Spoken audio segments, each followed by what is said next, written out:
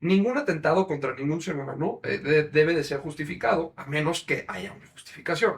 Ahora, si van a fabricar historias de que Trump es el nuevo Hitler o de que Trump va a hacer que Estados Unidos sea una dictadura y se van a justificar detrás de una historia que no es verdad, estamos en un terreno un poco peligroso. La cantidad de jóvenes que hoy son antisemitas gracias a Hamas superó a la cantidad de jóvenes que se hicieron antisemitas gracias a los nazis. Le han dado la espalda a un aliado, no deja lo estratégico, no importa la parte estratégica, económica, ¿no? A un aliado ideológico, como lo es Israel.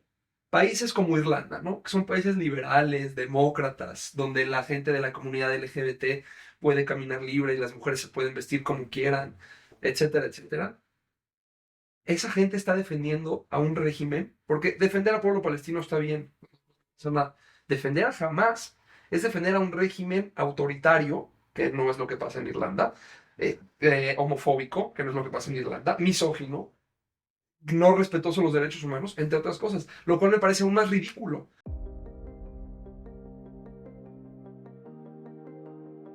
Bienvenido a un episodio especial de Existen Verdades Absolutas.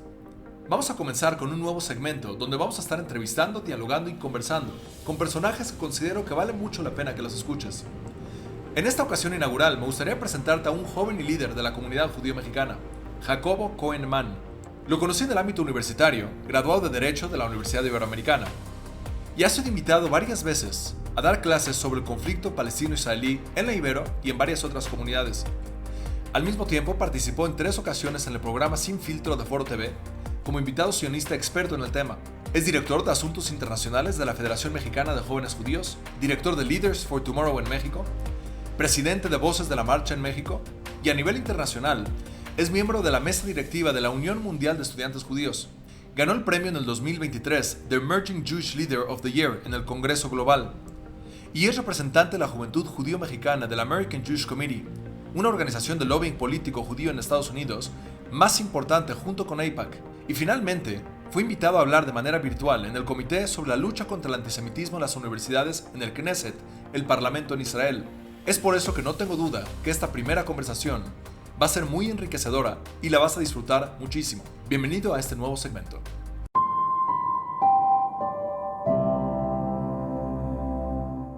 Muchas gracias, Rey.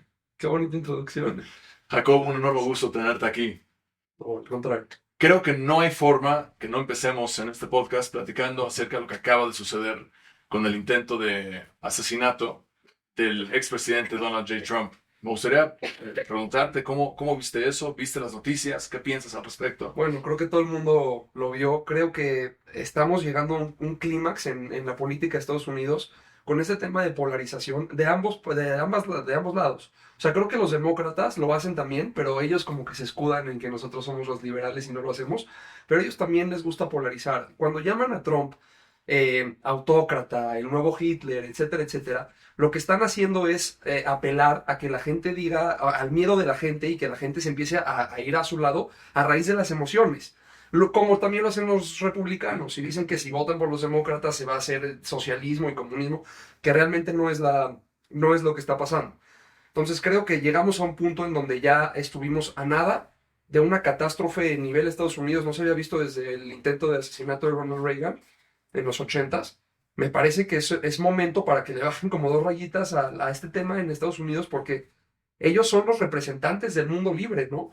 Y que esto pase ahí me parece muy grave. Qué bueno que no pasó nada. Bueno, lástima, falleció una persona, 12 resultaron heridas, pero pues qué bueno que no pasó mayores. ¿Consideras que este ambiente tóxico en la política americana ha sido de la misma forma tanto del lado del Partido Republicano como del Partido Demócrata? Sí, creo que los dos lo han hecho muy mal. Creo, bueno, de un lado está Donald Trump, ¿no? Que es un representante de esta política populista, pues, digamos de esa manera, ¿no? También de apelar a las emociones de la gente, como lo hacen los demócratas. La diferencia es que los demócratas dicen que no lo hacen. O sea, los republicanos no, se esconden lo que quieras, pero es más o menos sabido que esa es su base y su público. Pero los demócratas, y eso es lo que me parece más grave, no, dicen que no. O sea, que ellos son el partido de la unión y de la paz y de la tranquilidad y la armonía, y no es verdad. Cuando lo que están haciendo, mucha gente del lado demócrata, es llamar a Trump y al Partido Republicano el partido de los autócratas y de los dictadores. Entonces, una mente perversa y lastimada como la de este chavo de 20 años que decidió dispararle a Trump enfrente de una multitud de gente, a lo mejor venía, bueno, no sabemos, pero puede ser, es una teoría, de que venía alimentándose de la noción de que si Trump gana, Estados Unidos se va a convertir en una dictadura. Entonces se justificaría asesinarlo. Y eso está mal. Deberían de bajarle 2 rayas a ambas partes. Sería interesante qué hubiese pasado si sí lo hubiesen asesinado. Es posible que eso podría llevarse a lo mejor hasta una guerra civil o... No sé si, no creo que guerra civil. O sea, así de que tomen las armas y vamos unos contra otros, no. Pero hubiera sido un momento crítico en la historia de Estados Unidos.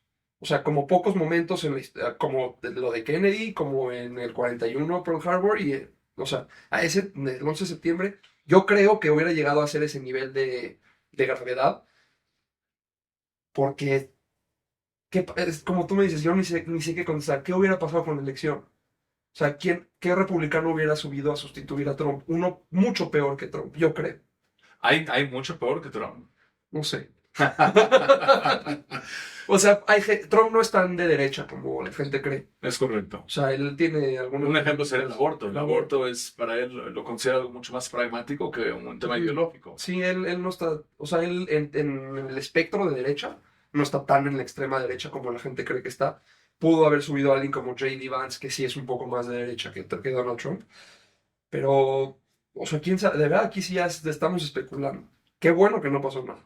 Estaba viendo un podcast muy conocido de Piers Morgan, Sin Censura, Uncensored, y estaba platicando justo con David Rubin y estaba este famoso podcaster, se llama Destiny, y justo le acaban de preguntar, ¿condenas que este chavo, Matthew Crooks, si no me equivoco, condenas que él trató de asesinar al presidente? Y contestó, no, no estoy dispuesto a condenarlo.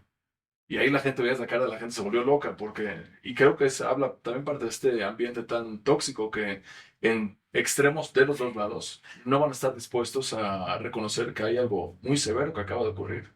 Y creo que esto tiene también un poco que ver con la gente que justifica otro tipo de atrocidades, como Hamas, por ejemplo, ¿no? Que hay gente que sale, Hamas y Hezbollah, salen y dicen esto es resistencia y esto está justificado por un tema ideológico que a lo mejor no entienden.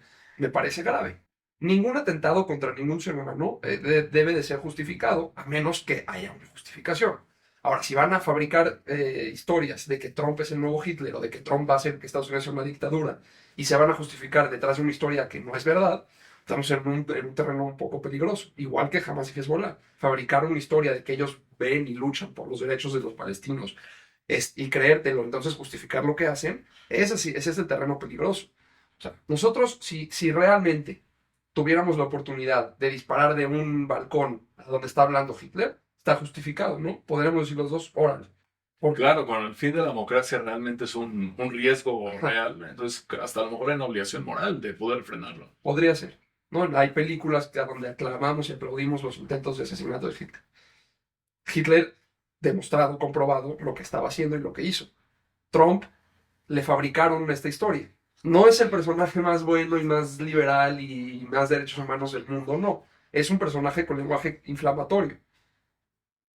Compararlo con Adolf Hitler, me parece que se lleva a un extremo. Que sepamos, todavía no ha asesinado millones de personas Donald Trump. Ni creo que lo vaya a hacer, pero... ¿Qué piensas de las elecciones ahora, 4 de noviembre? ¿Trump gana o no gana después de este intento de asesinato? Yo creo que gana Trump. Yo creo que antes del atentado hubiera ganado igual Trump. Me parece que Biden no es un candidato que hoy es fuerte. Me parece que ha sido uno de los mejores presidentes de verdad en los últimos años para Estados Unidos. Resolvió la economía, estuvo ayudando mucho a Israel en su momento, entre otras cosas. Pero ya, la verdad es que ya le ganó, no sé si, no quiero decir la edad, pero ya le ganó el trabajo que tiene, ¿no? O sea, creo que es una forma muy bonita de ponerla. No le ganó la edad, el señor con suerte se acuerda de su nombre. Es que el puesto en el que está, yo no estaría en contra de que haya una empresa y una persona de su edad dirigiendo. O sea, creo que no es tonto. ¿Le confiarías tu coche a él? No. No, pero a ver, o sea, no un país no. Para confiar un país no, en una empresa. Ese es el tema. El cargo en el que está implica mucho para su nivel de salud que tiene. ¿Viste el debate presidencial? Sí, lo vi. ¿Qué pensaste? Vergonzoso para Biden. ¿Y consideras que tiene Sí, la habilidad de poder pero manejar también el país? vergonzoso para Trump. ¿Por qué? O sea, si este ha sido el peor, o sea, si Biden tiene el premio número 1 al peor debate de la historia de Estados Unidos, Trump tiene el segundo lugar. Fue el peor debate de ambas partes. O sea, ninguno de los dos tenía propuestas. Bueno, es que yo creo que Biden un poco más sí, pero nada más no es un buen mensajero. O sea, trae un buen mensaje, pero no lo sabe sacar de sí. O sea, Trump le ponía las bolas aquí para sacarla del parque y se iba por otros lugares. Mientras que Trump, pues es Trump. ¿Y crees que en temas de salud Biden está, y principalmente en un tema de, ya sea agilidad mental o más bien a lo mejor tiene algún tipo de indicios de demencia o algún tipo de enfermedad? No podemos especular. Yo creo que eso sería chamba de su equipo y sería una irresponsabilidad del Partido Demócrata si permiten que una persona con problemas de sensibilidad, o sea, que un tema ya de demencia, sea el candidato demócrata. Pero si no tiene ningún problema de salud más que su longevidad, no creo que el cargo se preste a que una persona así lo pueda llevar. El Papa lo puede hacer, ¿no? Pues el Papa, no sé cuándo esté el Papa, pero no es un trabajo que involucra ser el líder Pero no se compara la forma de llevarlo del Papa o inclusive Trump, que es solo 3 años menor a Biden. A nivel energético, si tú lo comparas del 2016 a hoy en día, se ve casi igualito.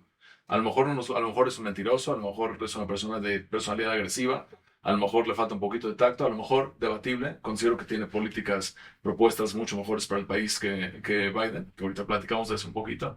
Pero los 3 años de diferencia o sea, es agua y fuego, o sea, es... Biden hace 3 años todavía estaba más lúcido. Pero también es un tema de personalidades. O sea, puede ser que Trump llegue a los 100 años gritando y haciéndolo como es. Igual no creo que una persona de 100 años, por más energético o no energético que sea, debería de estar en ese cargo, por el cargo que es. Yo no tengo ningún problema con confiarle a Biden o a Trump una empresa. Bueno, a Trump chance un poco más, menos. Un poco menos. Sí, porque Trump ha quebrado más empresas que... Y también a nivel net worth es mucho más elevado Sí, que a Biden. ver, podemos debatir que también es a raíz de trampas y de favores y de privilegios que ha tenido. Digo, yo no estoy en contra de Trump como persona. Me parece que es un político malentendido, ¿no? O sea, sí, yo no votaría por él. Si yo fuera norteamericano, votaría en esta elección por Biden, aunque yo me considere un republicano. Yo votaría republicano si hubiera dos buenos candidatos, un buen demócrata y un buen republicano, yo votaría republicano. Pero eso no significa que estoy a favor de lo que hace Trump. Por ejemplo, o sea, después del 6 de enero, de aquella vez que hubo una invasión al Capitolio, yo sí dije como, esto no puede pasar en Estados Unidos. O sea, no es bueno para el mundo. Deja para Estados Unidos, no importa. El 7 de enero ya todos celebramos normalidad, no pasó nada. Ah, bueno, hubo 2 horas después. No, pero sí falleció gente. Sí. O sea, sí fue un caos, sí fue un drama y no debería pasar en Estados Unidos. Y que Trump, desde antes del 6 de enero, estuvo calentando a la gente, invitándolos a participar, a ser violentos. De manera peaceful protest. Así decía. No, no, En su discurso dijo, tiene que ser un... no, pero había orcas, Peaceful no era. Ujú. Y Trump decía, vamos a luchar por nuestros derechos. O sea, no era pacífico. Sí incitó a la violencia. Le podemos echar la culpa a él de lo que pasó en el Capitolio, o sea, de las personas que lo invadieron. A lo mejor no uno por uno, él rompió esto, pues es responsabilidad de él, él mató a él, es responsabilidad de él. Pero Trump fue el que escaló, como estamos diciendo que está mal escalar la política de Estados Unidos a tal punto que ya hubo un intento de asesinato. Trump empezó a escalar su discurso de yo gané la elección cuando no la había ganado, están haciendo trampa cuando no había ninguna trampa. Entonces la gente que se cree la historia, que volvemos a lo mismo, yo me creo la historia, hicieron trampa, mi voto que yo fui a votar, me formé y voté, fue robado. Entonces claro que estoy enojado y claro que voy a ir a luchar por mis derechos. Eso es calentar. ¿Cómo no es calentar? Decir la verdad. Señores, no ganamos, perdimos, podemos volvernos a reunir, o sea, volver con este tema del MAGA y volver a estar activos 4 años y me vuelvo a postular porque era su derecho volverlo a hacer. Tienen derecho a 2 términos. ¿Es mejor o peor para los próximos 4 años tener a Trump o a Biden? Para Estados Unidos y para el mundo. Esa es una pregunta muy difícil. Yo creo que es mejor Biden, pero creo que Biden, o sea, porque Biden tiene un mejor equipo y Biden tiene un mejor mensaje y a lo mejor a Biden lo van a manejar. No, a lo mejor estos 4 años lo estuvieron manejando y lo estuvieron manejando bien. Yo creo que Biden, entonces por eso sería mejor opción. Por eso no votaría yo por Trump. Aunque la economía en la presidencia de Trump en Estados Unidos estuvo mucho mejor, excluyendo el último año con el tema de COVID, pero los primeros 3 años el crecimiento que tenía la economía era mucho, mucho mejor. La forma que manejó Biden el encerramiento de COVID considero que afectó fuertísimo tanto a la salud mental, la salud, también el desarrollo económico de Estados Unidos. Ahorita cuando se mencionan las cifras de cómo está creciendo la economía, es principalmente recuperar el daño que se hizo por medio de COVID, pero no es un crecimiento real que está sucediendo en la economía americana. Entonces la alternativa de Biden era abrir los mercados para que la gente... Algo parecido como Suiza, que dejó el país normal y casi no cerraron. Suiza, no, Suiza, además de ser un país mucho más chico, no dejó el país normal. O sea, sí hubo, y además Italia era uno de los, al principio de la pandemia, vecino de Suiza, uno de los países más contagiados. O sea, sí, Suiza tuvo sus problemas. Yo, los dos hicieron cosas buenas, creo. O sea, los Abraham Accords para mí me parece algo muy bueno y muy aplaudible a Trump. Yo no creo que Trump sea ese demonio maligno que los demócratas dicen que es, pero sí es una persona que usa su plataforma, no voy a decir para incitar a la violencia, pero sí es un factor de polarización. También los demócratas. ¿Qué pensaste del video, la forma que manejó en el momento que lo trataron de asesinar? Y se paró como... ¿Cómo aprovechó? Es que él lo olió. O sea, él cuando estaba en el piso, sabía que lo bajaron. Y ya cuando empezaron a gritar que shooter down, o sea, que Sí. ya no había riesgo, él lo olió ahí. O sea, esa es su capacidad política que tiene Trump, que me parece aplaudible. ¿Tú crees que lo olió o crees que fue el instinto que tiene, que vivió en ese momento? Qué instinto, lo olió. Dijo, aquí está mi oportunidad para una fotazo. ¿Cómo? Esa foto que está circulando. Es la foto más popular que hay. O Yo sea, creo que estaba asustado en el piso, se tocó la oreja, se asustó y luego cuando dijeron que ya no había riesgo, sonrió en una sonrisa, de aquí soy. Fight, empezó a decir, ya. ¿Eres de las primeras personas o la primera persona que me toca escuchar algo así? Yo no lo interpreto de esa Yo creo forma. que sí. Hay una foto Yo- una foto icónica, creo que donde ves a Trump que está en el piso y la imagen lo captura justamente entre todos los seguridad secreta, el servicio secreto que tenían. Y yo no lo veo tan nervioso. Yo veo que parte de su instinto en ese momento fue decir, estamos luchando por algo importante, no vamos a dejarlo pasar porque él me trató de matar. No estaba nervioso, estaba contento de la oportunidad. Lo- Primer persona que escucho algo así. Es Trump, es Trump. A ver, O sea, si no- hubiera no- pasado a Biden, ¿qué hubiera pasado? Lo hubieran No- sacado en camilla. Le tendrían que haber avisado lo que acaba de pasar, porque Neta. usted no se acuerda. No sé. Pero Biden no tiene ese olfato. Bueno, a lo mejor y sí, tampoco estamos especulando. No, seguro no. Pero Seguro no. Trump, esto fue un tema político 100%. O sea, yo no creo, hay gente que ¿No dice crees que fue su instinto en ese momento de lo que estaba sintiendo y las emociones que estaban pasando en ese momento? qué emociones. Yo estaría muerto de miedo. Claro, y él no. Yo me haría en los calzones. Si me Y él no. Porque él lo lió.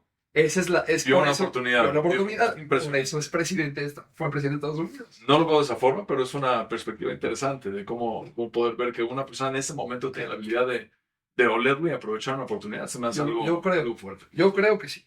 Habrá que preguntarle.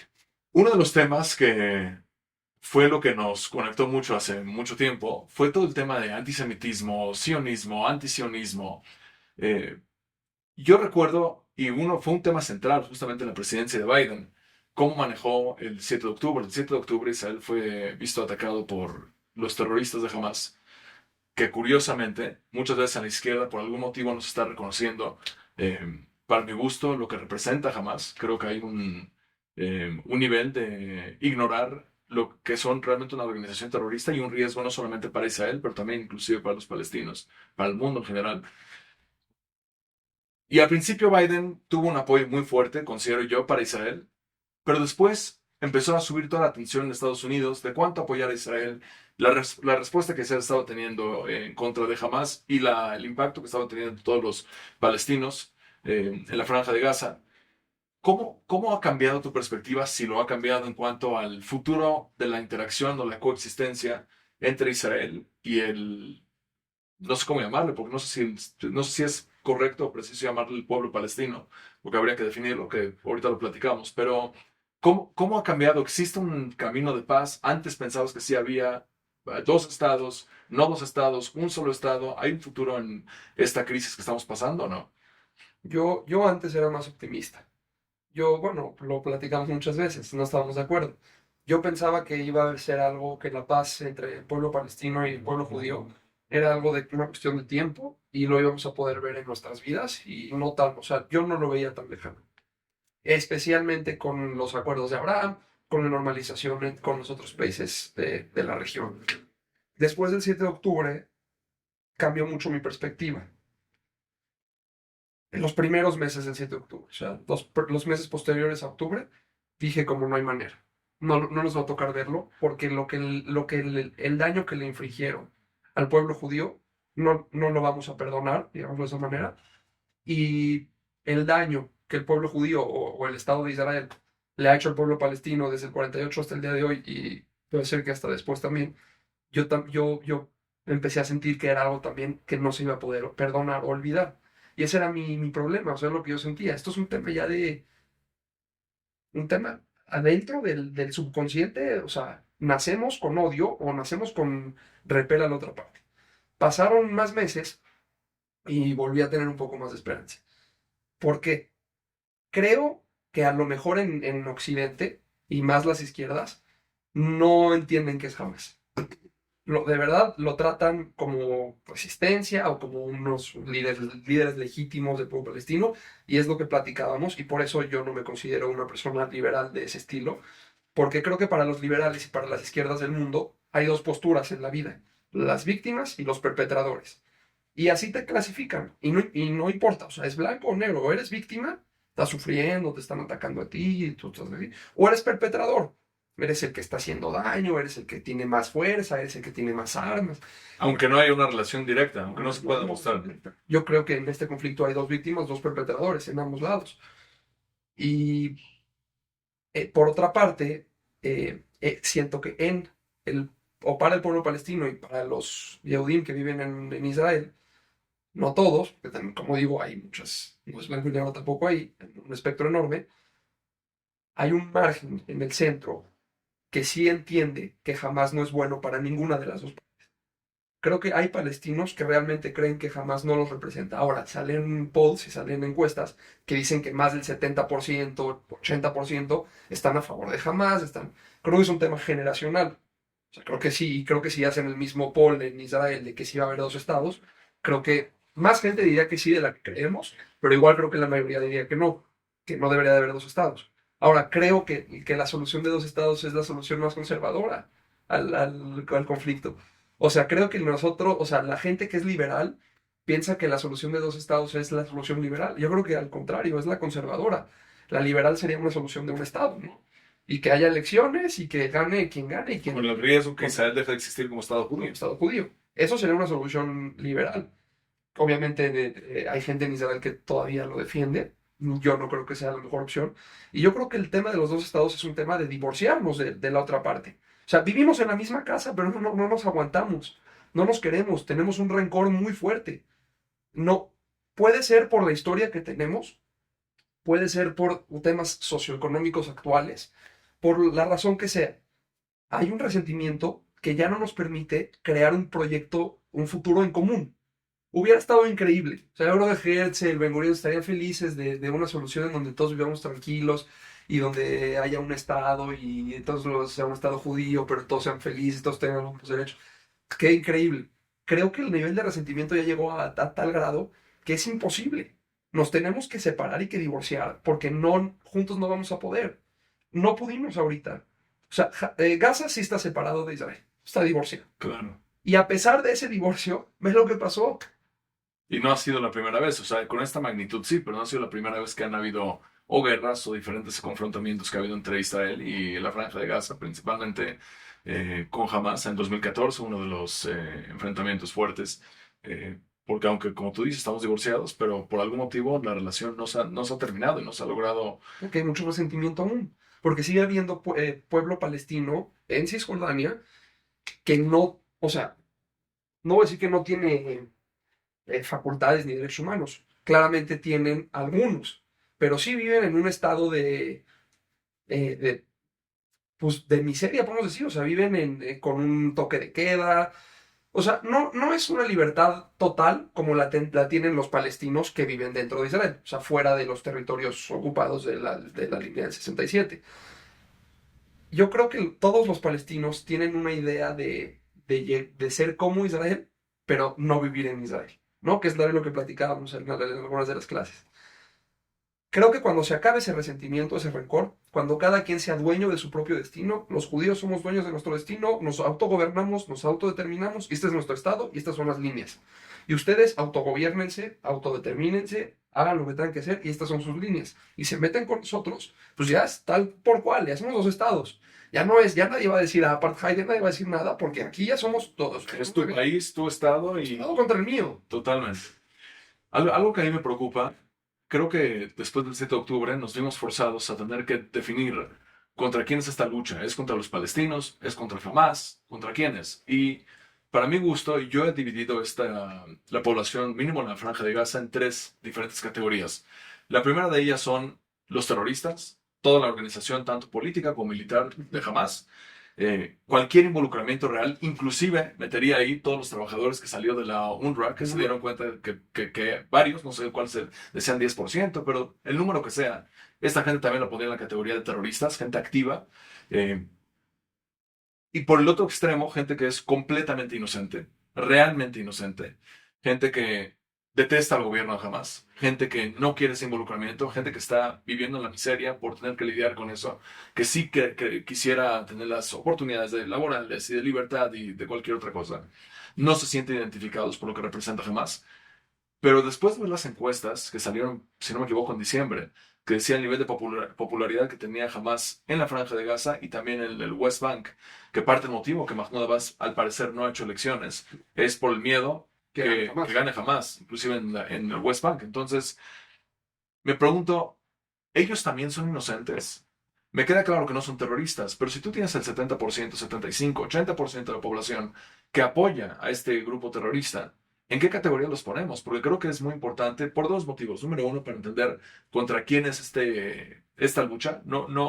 Obviamente no creería que esta gente amerita morir por ser simpatizantes de Hamas, pero sí es muy relevante para entender el conflicto, el camino a futuro, porque si tienes el 80% de la población que sí prefiere a Hamas, que sí está de acuerdo con Hamas, no hay casi con quién negociar. Pero aquí está peligroso porque los estamos categorizando como no me gusta categorizar, inocentes y culpables. ¿Por qué así? ¿Por qué serían culpables personas que simpatizan con Hamas, pero que nunca han matado a nadie ni tienen intenciones de matar a nadie? Porque nos dimos cuenta que, por ejemplo, cuando Israel hizo esta operación impresionante de poder rescatar a los 4 rehenes, la gente que los estaba teniendo en sus casas eran civiles. Sí, pero eran civiles que entran en tu categoría de terrorista. No sé, porque no sé si ellos estarían dispuestos a matar. Si, Ellos son... no, si eres una persona secuestrada en tu casa, eres peor que un terrorista. Secuestrar es un crimen de guerra. Esa gente no participa oficialmente, como parte del gobierno de Yo Hamas. creo que sí. No gobierno, como parte del esquema terrorista. Estás teniendo los rehenes en tu casa. Yo creo Aunque que su oficio es como doctor, como paramédico, Sí. como periodista. Eres terrorista. Y esa gente para ti entre estos y, por ejemplo, Yahweh Sinwar, ¿hay alguna diferencia entre ellos dos? No hay diferencia. O sea, bueno, Sinwar es de más rango militar. Claro. Pero para mí son igual de terroristas los que secuestraron, como los que los tienen en sus casas, como los que ayudaron a romper la valla con tractores. A lo mejor el granjero que le dijeron préstanos tu tractor para romper la valla y atacar a Israel, él no mató a nadie, pero es un terrorista, por supuesto. Y en los simpatizantes, cómo los categorizarías o cómo lidiaríamos con ellos? Porque sí es un tema, creo que muy delicado. Ok, no les pongamos esta etiqueta, pero sí implica mucho en cuanto al camino a futuro para lograr Es un paz. tema muy delicado. Creo que un ejemplo histórico que podemos usar como referencia es el caso de los nazis, terminando la Segunda Guerra Mundial. Había un proceso de desnazificación, ¿no? Del Reich alemán, y se iba a hacer el nuevo Bundestag, y se iba a hacer todo una nueva democracia alemana, dividida, pero una nueva democracia. Y empezaron a purgar a los nazis. Pero todos eran, o sea, 80% de la población era o simpatizante del partido o funcionario del gobierno. Como sea, a lo mejor yo no voto por Morena, pero soy el que reparte el agua en la alcaldía. O sea, soy funcionario del gobierno, del partido nazi. lo que los aliados tuvieron que hacer paz. O sea, tuvieron que hacer paz los aliados con la idea de que va a tener que haber nazis o simpatizantes nazis en esta nueva democracia, la nueva democracia alemana. Creo que una vez que Israel se deshaga de los terroristas, los que sí ya categorizamos como terroristas, agentes de terror, gente que está en el yihad y que quiere, su única motivación no es el pueblo palestino, no es la libertad, ni la paz, ni la justicia, sino más bien es asesinar judíos porque eso es lo que les pide su yihad. Ni siquiera es un tema de Israel o no Israel. O sea, si habría, como pasó en Argentina, si estuvieran aquí en México, habría habido una masacre de Tecamachalco, no en otro lugar. Creo que una vez que ellos no estén, el factor más activo, y podamos desradicalizar a los simpatizantes, a este 70% que simpatiza con Hamas, pero no son un miembro activo, pueden ser miembros útiles de una nueva sociedad palestina. Yo creo. Esto que comentas creo que es muy interesante de buscar la forma de aprovechar esta gente que está entre, aunque más para un lado, pero entre, que es gente que tiene el potencial de eventualmente ser parte del apoyo para lograr algún tipo de paz, de coexistencia entre tanto el Estado de Israel como los palestinos en la Franja de Gaza o en cualquier otro lugar que sea. Creo que ha habido un mal ejercicio por parte de lo que era Fatah, ¿no? Bueno, de lo que es ahora. De la autoridad palestina queriendo autogobernarse y autodeterminarse en la Franja de Gaza, digo, perdón, en Cisjordania, han, no voy a decir permitido el terrorismo, pero han tolerado, ¿no? Hay muchos atentados que suceden, de repente se cuelan a Israel y un disparo, o sea, a lo mejor que no los vemos mucho en las noticias, pero hay este tema de que les pagan por ser mártires o que eso lo siguen haciendo hasta el día de hoy. Que eso es algo que me saca de onda que la gente no lo reconoce. La gente cuando habla, o sea, se habla de un gobierno moderado, pero es un gobierno moderado que apoya financieramente y en muchos casos con dinero de Israel No para, es un gobierno moderado. para pagarle a la gente, a estos, a familias de los asesinos, No es un gobierno moderado, pero es una mucho mejor alternativa que jamás, que jamás. sin duda. Y no solo eso, sino que Israel reconoce a la autoridad palestina como una autoridad legítima, ¿no? Desde los tratados de Oslo. Creo que también es un error de Israel debilitar a esta organización, ¿no? A la autoridad palestina, por más argumentos que tengan, como este que estamos diciendo, creo que si tú debilitas a la única autoridad que reconoces del otro lado, fortaleces a la que no reconoces, ¿no? A la terrorista, a la más extremista, a la más yihadista. Y creo que la gente que simpatiza con, o no voy a decir todos, pero mucha de la gente que simpatiza con Hamas, simpatiza con ellos porque no ven otra alternativa. No porque ellos estén sedientos de sangre y quieran entrarle al yihad y quieran asesinar a todo el mundo o a todos los judíos, sino más bien porque no ven un futuro mejor para ellos, no ven una solución para su situación, no ven una salida. Y no voy a decir que es solo culpa de Israel, claramente también es culpa de Fatah y también es culpa de la autoridad palestina. Creo que debería haber un compromiso más serio, como lo había en los noventas, cuando no había este tipo de gobiernos, donde hay gobiernos más centristas, donde haya un punto de encuentro un poco más fraterno, y entender que estamos destinados a estar donde estamos. Ni nos vamos a ir nosotros a ningún lado, ni tampoco ellos. Eso es muy importante entenderlo. Creo que mucha gente en Israel, o de la ultraderecha, como Itamar Ben-Gvir, no lo entienden. Ellos creen que pueden manejar el conflicto manteniendo una situación, un status quo de ultravigilancia, ultra no sé qué. Y ahí está que el 7 de octubre nos vino a destruir esa noción de que Israel tiene todo bajo control. Ahí está que no. Si nosotros dejamos que los problemas crezcan y crezcan y crezcan, se nos van a explotar la cara. Y creo que la autoridad palestina, por más negativa y por más argumentos malos que podemos decir de ellos, se debe de fortalecer para quitarle esa fuerza a Hamas. Se baja, ahorita que termine la guerra en casa, ¿no? Ojalá Dios mediante pronto. Si no entra nadie a reemplazar a Hamas, jamás va a Surge otro movimiento o el mismo movimiento se va. pero a lo mejor no porque sean sangrientos o porque quieran asesinar a todos, porque necesitan gobernar. Alguien necesita un gobierno ahí. Y si el único gobierno es el gobierno terrorista, el que tiene las armas, el que tiene la gente, el que convence a las personas, ese va a ser. Es interesante esto porque yo estoy en un grupo de personas de una universidad y cuando surgió todo esto de está relacionado un poco con el gobierno de Israel, que hoy en día es muy criticado, siendo un gobierno que dicen que es de ultraderecha. yo no sé si el gobierno es de ultraderecha, creo que hay miembros del gobierno que son de ultraderecha. Uno de los que mencionas, Itamar Ben-Gvir, y el otro, Smotrich. Smotrich, Bezalel Bezalel Smotrich, que han hecho comentarios que sí considero que son comentarios muy problemáticos, pero no creo que representan necesariamente al gobierno. Creo que parte del motivo que el gobierno israelí se ha vuelto mucho más de derecha es justamente por el problema de seguridad que han tenido en el transcurso de los años. Y han visto que el... No estamos de acuerdo en esto. ¿Por qué? No estamos de acuerdo. Yo creo que sí es un gobierno de ultraderecha. Todo el gobierno. Que digo, hay miembros que No, me refiero principalmente a Netanyahu, Likud. Eso es Likud es centro derecha. centro derecha. Likud. Y Netanyahu. Pero Netanyahu ya, o sea, es parte del Likud. Pero ya sus aliados del centro derecha ya no lo quieren, ya no lo aguantan. O sea, Porque yo creo que esto, o sea, si ya nos vamos a meter mucho al tema de Bibi, y a lo mejor aquí estoy un poco más sesgado porque creo que realmente ha sido el peor primer ministro en la historia de la Medina. Creo que Netanyahu vio en el poder la única alternativa o la única solución para su problema de corrupción. Ya hablando previo al 7 de octubre. Y creo que él, como vio que sus amigos del centro derecha ya no le iban a dar escaños para hacer un gobierno, porque ya se había hecho corrupción, porque ya se estaba empujando más a la ultraderecha, le tocó a la puerta a Itamar Ben-Gvir y a Bezalel Smotrich y a esa banda de gente. Y les dijo, únanse conmigo y yo les paso todo lo que ustedes quieran. Quieren reformas judiciales, se las pasamos, quieren, pero se unen conmigo y yo me mantengo en el poder. Creo que es un actor político perverso. O sea, a mí me parece que esto ya escaló. O sea, a lo mejor Bibi pudo haber sido recordado como un gran primer ministro. Si se hubiera ido en las elecciones pasadas. O sea, O hasta unas antes. No, no estoy de acuerdo. No estoy de acuerdo. O sea, creo que Netanyahu no ha sido... O sea, no le veo futuro dentro del gobierno de Israel después de terminando la guerra. Sí creo que eventualmente se va a tener que dejar el gobierno.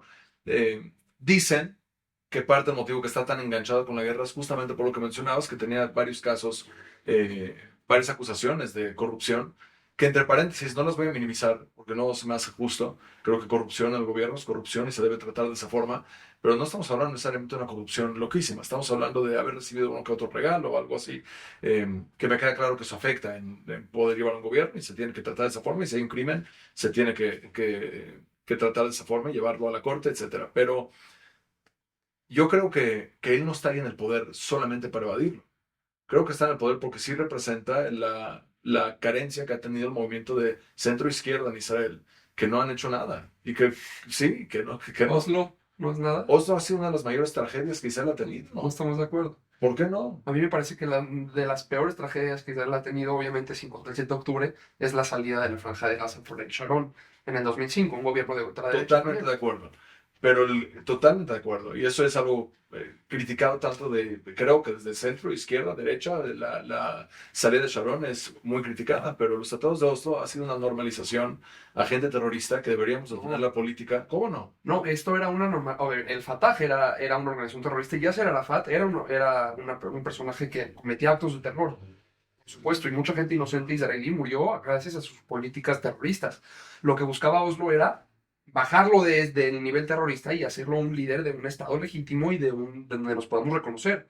Tú reconoces a Una Israel. normalización con un terrorista te lleva a terrorismo constante. O sea, no hay forma de poder...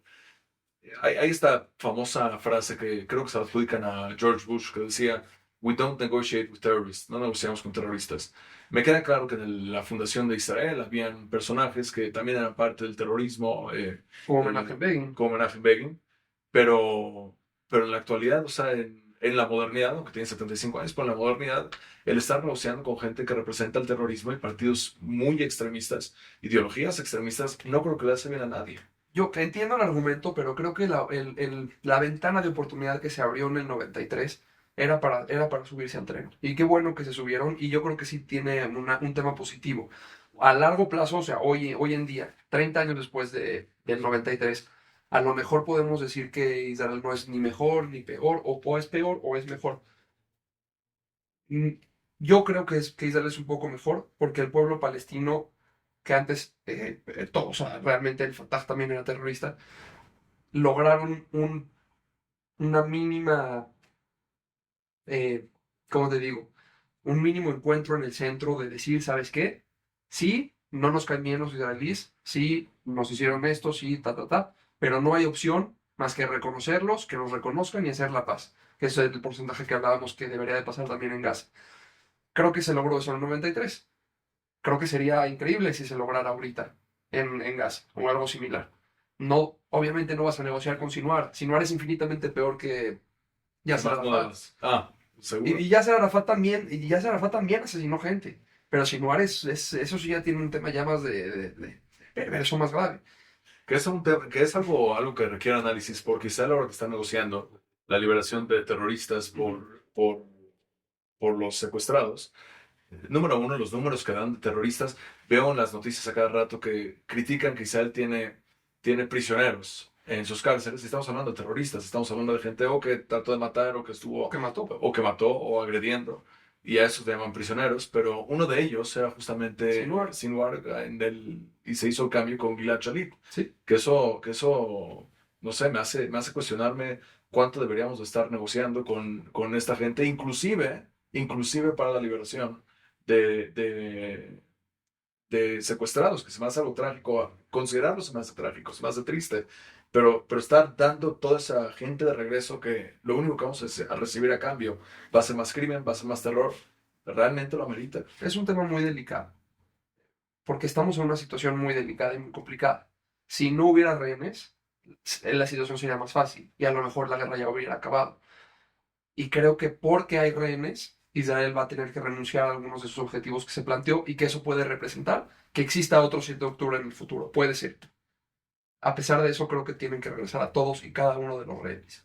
Y creo que Israel... Inclusive al costo de al costo, los terroristas que sean. inclusive, o sea, a ver, no los terroristas que sean. Tiene que haber un encuentro entre ambas partes, pero creo que sí se tiene que esforzar Israel en regresar a los rehenes y creo que debería de ser su primera prioridad. ¿Y crees que ha hecho un trabajo correcto en cuanto a liberar a los rehenes o negociar para liberar a los secuestrados? Parece que ahorita están en pláticas más serias que antes y que puede ser que ya lo logren como lo lograron en noviembre, pero también parece, todo esto está en el espectro de la especulación, que no sabemos bien exacto qué está pasando, que se están entorpeciendo las negociaciones porque ¿qué vamos a hacer con el corredor de Filadelfia? ¿No? Que es donde se conecta Egipto con Gaza, ¿qué vamos a hacer con la retirada? Ellos quieren Que justo hoy o ayer Egipto me acaba de mencionar que si Israel sigue no le da un cese al fuego, ellos retiran todos los tratados que tienen con los tratados de paz con Egipto. Y se habla de un involucramiento sutil o no sutil o muy, muy real, pero no visible, no aparente, de Egipto en todo este conflicto. La cantidad de túneles que posiblemente o que probablemente hay entre la Franja de Gaza y Egipto, y cómo se van armando todo el armamento que pasa a lo mejor por esos túneles. Bueno, tenemos que entender que Hamas es una filial de una organización más grande que se llama The Muslim Brotherhood.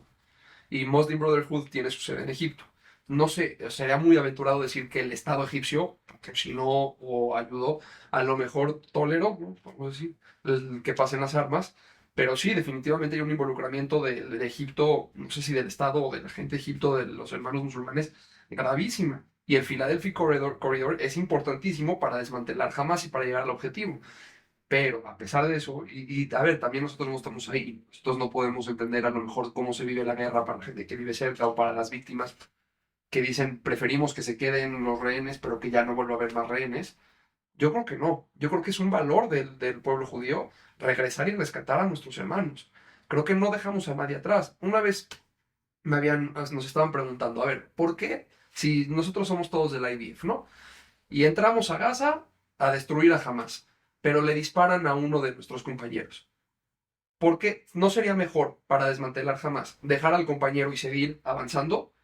Israel tiene una política de no, lo agarras, te regreses, retirada instantánea, se acabó ahí. Entonces, ¿por qué? Eso va en contra de tu objetivo militar. Y la respuesta es muy bonita. Tú no entras a Gaza solamente a matar y a desmantelar Hamas. Tú entras a Gaza a defender a tu gente. Y si se murió gente tuya, ahí está tu prioridad. Tu prioridad. Porque tú entraste a defender, no entraste a asesinar. Es lo que a la gente le cuesta trabajo entender. Que cree que las fuerzas de defensa de Israel entraron a matar a quien se vean enfrente. No, realmente fueron a defender al Estado de Israel y al pueblo judío. Y creo que si nosotros nos olvidamos de que para eso está el ejército de Israel y para eso está el Estado de Israel, dejando a los rehenes ahí, diciendo, bueno, ni modo, Hicimos lo que pudimos, no lo logramos, ni hablar. Creo que eso sería una ruptura en la sociedad israelí imperdonable, incurable. O sea, Aunque muchos soldados, ellos mismos estaban escribiendo sus cartas y pidiendo que si en algún momento llegasen a fallecer en esta guerra dentro, de ahí que no negocien para nada con ellos y que nunca venga a costo de tener que hacer este tipo de intercambios, porque ellos mismos reconocen. A lo mejor como mensaje el gobierno sí tiene la obligación de transmitirlo tanto al sí, país, a sus sí. ciudadanos, como al ejército. Yo creo que sí, Rebe. Yo creo que sí se los deberían de regresar y te voy a decir por qué. ¿Por qué se fundó Israel? ¿Cuál es la necesidad de un Estado judío? La seguridad del pueblo judío, la autodeterminación, llegar y decir, nosotros ya no dependemos del humor de nadie. Nosotros nos autogobernamos y nos autodefendemos. Eso se trató desde Herzl hasta el día de hoy. ¿Qué sucede si un israelí, un judío, está en Francia y hay muchos actos de antisemitismo y está en riesgo su vida y dice, bueno, voy a hacer alía? ¿Por qué hace alía? Porque cuenta con que Israel va a estar ahí para él. ¿Qué mensaje damos si Israel los deja ahí y no está ahí para ellos? O sea, te entiendo eso, también entiendo que creo que la gente que estamos fuera del conflicto, sí podemos verlo a lo mejor sin ese elemento, yo lo voy a llamar emocional, que, que la gente debería de entender que sí, a veces uno tiene que hacer ciertos tipos de sacrificios por una causa mayor, y en este caso, para no poner a más gente en riesgo, entonces a veces una persona tiene que hacer ese tipo de sacrificios. Pero ahorita que mencionas cómo surgió todo este plan para tener el Estado de Israel y no depender absolutamente de nadie, ¿cómo sientes que ha apoyado el resto del mundo y principalmente Estados Unidos este conflicto, esta guerra después del 7 de octubre? Le tocó a Biden poder ser este apoyo en este caso. ¿Cómo sientes que ha sucedido esto? Son dos preguntas diferentes. Sí. Una es Estados Unidos, una es el resto del mundo. Creo que el resto del mundo, o bueno, ¿Y México? incluyendo México, muchos estados del mundo, porque hay unos que ayudan a Israel aún más que Estados Unidos, le han dado la espalda a un aliado, deja lo estratégico, no importa la parte estratégica, económica, ¿no? A un aliado ideológico, como lo es Israel. Países como Irlanda, ¿no? Que son países liberales, demócratas, donde la gente de la comunidad LGBT puede caminar libre y las mujeres se pueden vestir como quieran, etcétera, etcétera. Esa gente está defendiendo a un régimen, porque defender al pueblo palestino está bien, no pasa nada. Defender a Hamas es defender a un régimen autoritario, que no es lo que pasa en Irlanda, homofóbico, que no es lo que pasa en Irlanda, misógino, no respetuoso de los derechos humanos, entre otras cosas, lo cual me parece aún más ridículo. O sea, si solo con la parte económica y la parte estratégica debería de bastar para defender a tu aliado. Ahora ni siquiera poderte levantar para la parte ideológica. O sea, Francia ha ayudado a Israel, ha defendido a Israel. Cuando pudo, vetó las... Bueno, no, Francia no. Pero bueno, Francia es aliado de Israel, entre comillas. Es enemigo de Irán, Francia. Francia e Irán están en contra, porque Irán quiere desarrollar un programa nuclear y porque Irán ha patrocinado a terroristas que han cometido actos de terror en Francia. Correcto. Correcto. ¿Qué te pones al lado de Hamas? O sea, te repito, no el Estado francés. El Estado francés no ayuda ni va a decir nunca que va a patrocinar a Hamas. ¿Por qué la gente francesa se pone desde el lado de Hamas? Y la cantidad de manifestaciones a favor de estos terroristas. Y creo que lo que mencionas es muy evidenciado con el famoso grupo de Queers for Palestine, que este grupo de gente serían los últimos en sobrevivir ahí en la Franja de Gaza, pero están abogando justamente por los derechos de estos criminales. Y entiendo, como tú dices, que por la gente inocente y la gente que está sufriendo, una persona, independientemente de la postura que tenga, debería empatizar y le debería de doler. Pero Queers for Palestine, cuando estamos hablando justamente de defender a estos terroristas, se me hace no tiene palabras eso. Hay que diferenciar, o sea, una persona de la comunidad LGBT que apoya la libertad del pueblo palestino, está bien, no se contradice. Pero una persona de la comunidad LGBT que apoye a un régimen que los odia y que los repudia y que ha asesinado a gente de la comunidad LGBT, han tirado a gente de edificios en Gaza por pertenecer a la comunidad LGBT, me parece... Tienes políticos en Estados Unidos como Bernie Sanders, que creo, a mi gusto, ha apoyado en sus tipo de comentarios. Sí, él de los mayores críticos que hay de Netanyahu y no le gusta nada, y ahorita que va a ir al Congreso en Estados Unidos, él ya declaró que no va a participar. Pero él ha sido de los más lentos en condenar. Sí ha mencionado que jamás está muy equivocado, pero siempre echándole la culpa y la responsabilidad de Israel, que todo esto siempre es un resultado por la forma que ellos han tratado al pueblo palestino en la Franja de Gaza. Me sorprende muchas veces porque gente como Bernie Sanders no creo que les iría tan bien en la Franja de Gaza. Entonces, me cuesta, yo entiendo sí que hay que hacer esa distinción entre la organización terrorista y los ciudadanos, el resto, aunque otra vez me cuesta mucho con toda una población importante que empatiza y sí defiende y posiblemente votaría por ellos otra vez, pero, pero que este tipo de gente está apoyando y abogando mucho más por ellos que con su mayor aliado en tecnología, militar, medicina y ideológico, no, difícil de comprender. Creo que es un tema muy extraño. O sea, sí, se me hace muy raro y creo que solo le pasa cuando se trata de los Yehudim. No, porque en ningún otro conflicto en el mundo, una persona con una ideología, con una postura, con pues, digamos, un camino, va a irse completamente del otro. Yo creo eso. ¿Quién sabe? Pero lo que sí es que me parece que también esto de los judíos antisionistas es porque no entienden qué es el sionismo, ¿no? O sea, ellos creen que el antisionismo solo significa estar en contra del gobierno. Entonces yo sería el antisionista de la bandera, pero realmente no. Primero, ¿qué es el sionismo? ¿No? El sionismo es el movimiento de autodeterminación del pueblo judío en en su tierra ancestral, ¿no? Donde nació las instituciones democráticas judías, las instituciones religiosas, la lengua, la moneda, etcétera, etcétera. Creo entonces que ser antisionista es estar en contra del derecho de autodeterminación del pueblo judío. ¿Y por qué estarías en contra de que se autodetermine el pueblo judío y estás a favor de que se autodeterminen todos los demás?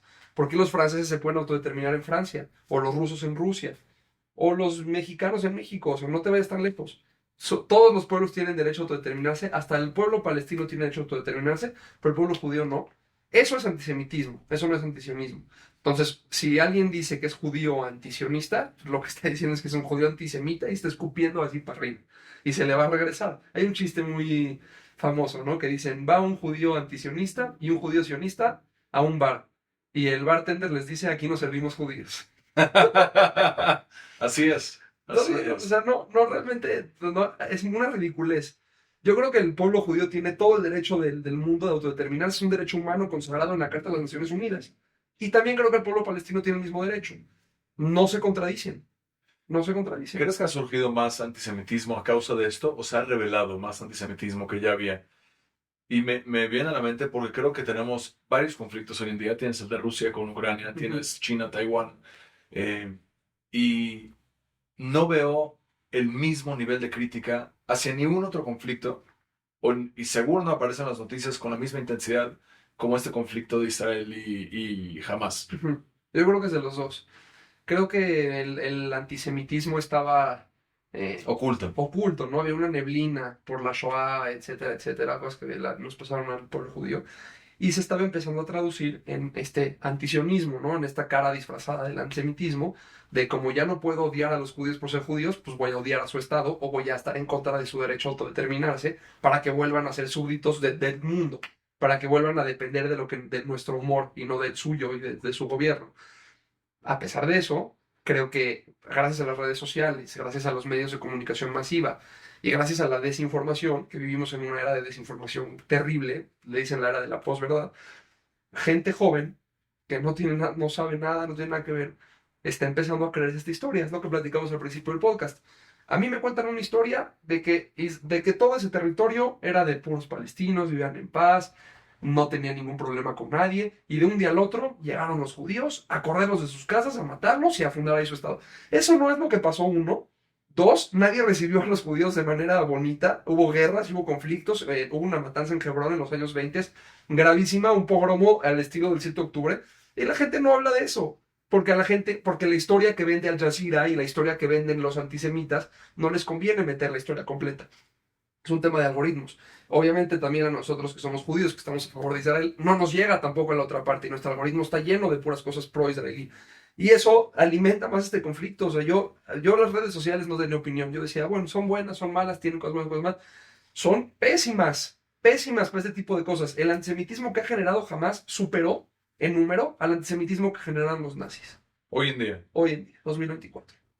Así que un dato, lo vi en CNN el otro día, la cantidad de jóvenes que hoy son antisemitas gracias a Hamas superó a la cantidad de jóvenes que se hicieron antisemitas gracias a los nazis. Que recuerdo que al principio de la guerra, tú y yo habíamos platicado de cómo ya sabíamos, teníamos clarísimo que la guerra mediática se había perdido. Y no, lo que no creo que nos hubiésemos imaginado es justamente el alcance y el impacto que tendría en tantos jóvenes esta ideología por parte de Hamas, porque lo ves, por ejemplo, en las universidades en Estados Unidos, este famoso caso cuando tenías las presidentas de estas universidades Ivy Leagues que no estaban dispuestos a condenar el odio que están viviendo de la comunidad judía dentro de sus propias universidades. Y obviamente hay un comentador de política en Estados Unidos que creo que hace un ejercicio muy bueno en quita el judío y pon otra minoría. Y te das cuenta que nadie aceptaría algo así. Si sería un mismo comentario sobre los negros, sobre gente LGBT, sobre algún otro tipo de minoría, la gente se volvería loca. Ni un segundo duraría. Pero cuando se trata de esta minoría que también relaciona con lo que tú mencionabas, que cuando ya tienes un grupo de gente que a lo mejor no se percibe a sí mismo como víctimas, entonces ya no recibimos ese trato y por lo tanto no hay esa sensibilidad a lo que se está viviendo. Mira, escálalo un poquito más. Imaginemos que existe un estado de pura comunidad LGBT. Solo vive gente de esa comunidad en ese estado. Y yo voy contigo y te digo, yo no soy homofóbico, pero ese estado No que puede se existir. muere, no Eso. puede existir. Es el peor estado. Los que viven ahí, no. Y entonces tú me dices, ¿cómo? Pero los que viven ahí son de la comunidad LGBT. No, pero es que también yo tengo un amigo mexicano de LGBT, entonces no. Pues, es una ridiculez gravísima. El antisemitismo disfrazado de antisionismo, las juventudes adoctrinadas a odiar a los judíos, no es nuevo, pero es ahora, yo lo veo más masivo y más permitido. Lo de las universidades es un caso pues, problemático porque viene de los mismos directores. O sea, si le preguntas a los alumnos y te dicen una tarugada, pues bueno, ya, como sea, lo dejas pasar. Pero del director de una Ivy League que te diga, depende del contexto, le preguntan así directo, de pedir por el genocidio de los judíos está en Hate contra. speech. No, está en contra de tu código de conducta, Es correcto. ni siquiera se atrevieron a decirles que sí es hate speech, porque a lo mejor ahí tuvieron tenido otros tipos de argumentos. Claro que es hate speech, pero a lo mejor hubieran dicho, bueno, no. Aquí les dijeron código de conducta. Son un código de conducta que dice, respeta al prójimo, tolera al prójimo, incluye al prójimo. Pedir por el genocidio del prójimo está claramente en contra de cualquier código de conducta de una universidad civilizada, no de una universidad en Gaza, una universidad en Estados Unidos. Y la respuesta fue, Depende del contexto. Otra dijo Así que no es hate speech, que no rompes el código de conducta hasta que ya es violencia. Entonces, Pero no lo aceptarían con ningún otro grupo. pero por supuesto que no. Si hubiera una manifestación de Ku Klux Klan en cualquier universidad de Estados Unidos, Sin violencia. sin violencia, sin nada, Los solo corren en el gente momento. encapuchada, se paran afuera de la puerta y dicen, ni siquiera piden por la muerte de los, nada más dicen, estamos en contra de que haya negros en la universidad. Nada más dicen eso. Los meterían a la cárcel. O sea, no sería ni debate lo que les harían. ¿Qué pasa con el pueblo judío y por qué? Pues es un tema ya hasta más espiritual. ¿Por qué nos ponen ese tipo de pruebas como colectivas? ¿Por qué a nuestro pueblo nos toca ser no solo los odiados, los discriminados, los empujados, sino también cuando nos defendemos, los criticados? O sea, el mundo no tolera que podamos defendernos. Al grado que lo he visto mucho, hay un señor en Estados Unidos, se llama Cenk Uygur, Sí, de Que- los Young Turks. de los Young Turks, que se enoja mucho cuando alguien menciona algo de antisemitismo porque dice, cualquier persona que quiere hablar acerca de criticar algún tipo de política, dice algo lo que sea, los tachamos de antisemitismo, de antisemitas, y no nos dejan criticarlo. Entonces yo sería antisemita. Es correcto, No. es correcto. Ahí puedes estar en contra de las políticas del gobierno de Israel. Puedes decir, esta política no me gusta por estas razones, porque es discriminatoria, porque hicieron esto, porque hicieron el otro. Ser antisionista, literalmente por definición, es estar en contra de que exista Israel. Volvamos al caso mexicano. Si un día después de Ayotzinapa la gente hubiera salido a las calles a decir, se tiene que deshacer México, que desmantelar, porque cometieron un crimen atroz, hay que deshacer México, no sé, que Estados Unidos lo agarre o fundamos otro estado que se llame Tenochtitlán 2.0, lo que tú quieras, Sí, o sea, nadie te daría 2 pesos por tu idea tan ridícula. Decir, estoy en contra de Peña Nieto, estoy en contra del PRI, de lo que hicieron, de lo que pasó, del gobernador de igual, es otra cosa. Que sería parte de la problemática que hay con este tipo de slogans de From the River to the Sea, ¿no? Ujú. De estos dos, de los dos ríos, del El océano. río y el mar. Sería, si no lo aplica en México, y dirías del Pacífico al Atlántico, que no haya México. Que no haya México porque un partido o porque una élite desapareció 43 estudiantes, cometieron un crimen. Así es. Sería absurdo Es, pensar abs- eso. es absurdo. Y entonces que este señor Uyghur que critique a Israel. A mí no me duele la panza si una persona se para y dice lo que está haciendo Netanyahu en esta y esta y esta política está mal y constituye un crimen de guerra según los tratados de Ginebra.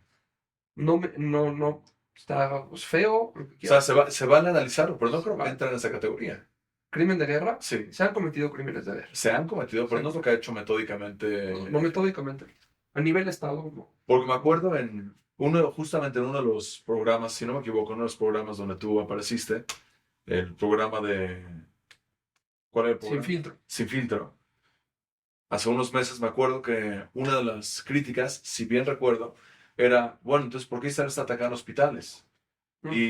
Y no, Israel no está atacando hospitales. Israel está atacando Bases lugares, militares. bases militares que son hospitales. El crimen de guerra no es que Israel ataque el hospital, es que jamás lo use como base militar. Correcto. ¿Y por qué la gente no dice eso? En uno de esos programas me marcan y me invitan y me dicen, vamos a hablar de que la Corte Penal Internacional acaba de mandar una orden de arresto, o está viendo si manda una orden de arresto, contra Bibi, Gallant, Sinwar, Deif, ya no me acuerdo si hay más. Y yo dije, órale, va, voy, participo, muy bonito. Llego el domingo, esto lo grabaron como un miércoles. El domingo voy a mi casa, lo veo. ¿Cómo se llama el programa? Mandan orden de aprehensión contra Netanyahu. Ignoraron a los otros personajes. ¿Cómo? El principal de Sinwar, no, eso no son los claros. O sea, a ver, Netanyahu es criticable. Yo creo personalmente que ha cometido crímenes de guerra y que sí debería ser juzgado por cometer crímenes de guerra. Eso lo convierte o lo apareja con un personaje como Yahya Sinwar, que organizó una masacre de civiles. ¿Tú consideras que Netanyahu ha cometido crímenes de guerra, Sí, yo creo que sí. por ejemplo? Un crimen, hay 40 y tantas conductas de lo que según el derecho internacional se considera un crimen de guerra. Entre ellas, o sea, para resumir, causar una masacre mayor a la que necesitas para obtener tu objetivo militar encapsula muchas de estas conductas. Por ejemplo, las minas. O sea, Netanyahu no pone minas, pero es un ejemplo para que la gente lo entienda mejor. Si tú pones una mina en la tierra, no estás diferenciando entre a quién le estás haciendo daño, un soldado o un civil. Eso es un crimen de guerra. Ahora, si tú no diferencias entre a quién estás haciendo daño, si a un soldado o a un civil, estás cometiendo un crimen de guerra. ¿Qué pasa en este caso particular? Jamás no tiene uniforme, no tiene base militar, se esconde de entre los civiles. Entonces hace mucho más fácil que Netanyahu caiga en la comisión de un posible crimen de guerra. Pero yo entiendo que a lo mejor gente inocente está muriendo justamente por eso, pero eso no habla de las intenciones de tratar de estar haciendo eso. Sí, no, pero en el crimen de guerra no hay intención, a diferencia del genocidio. En el genocidio a fuerza tiene que haber una intención de borrar de la faz de la tierra, en todo o en parte, a un grupo, uno de los 4 grupos protegidos. En el caso de los crímenes de guerra no tiene que ser intencional. O sea, hay... Pero realmente entonces en cualquier tipo de conflicto que ha habido, Sí, claro, automáticamente ha pasado. claro. Pero entonces no se me hace correcto mencionarlo cuando eso es simplemente parte inherente de lo que es una guerra. No es parte inherente, no debería de ser una parte inherente. Ha sido el conflicto con menor muerte de civiles Sí. en proporción a terroristas. Mucho menos muertes civiles en el conflicto actual que lo que los norteamericanos y los ingleses tuvieron en Afganistán. Y entonces, ¿por qué? Pero por igual qué- es crimen de guerra los dos. Entiendo, No, pero ¿por qué ser tan minucioso con eso cuando no lo hacemos con ningún otro conflicto? ¿Por qué ser tan minucioso?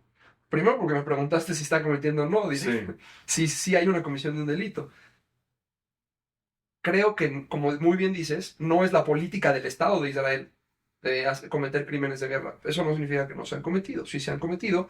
Y, por ejemplo, se usó fósforo blanco en una ocasión. O se usan balas de racimo. No sé, esa de las balas de racimo no lo sé. Olvida que lo dije. pero lo de el fósforo blanco sí se utilizó una vez.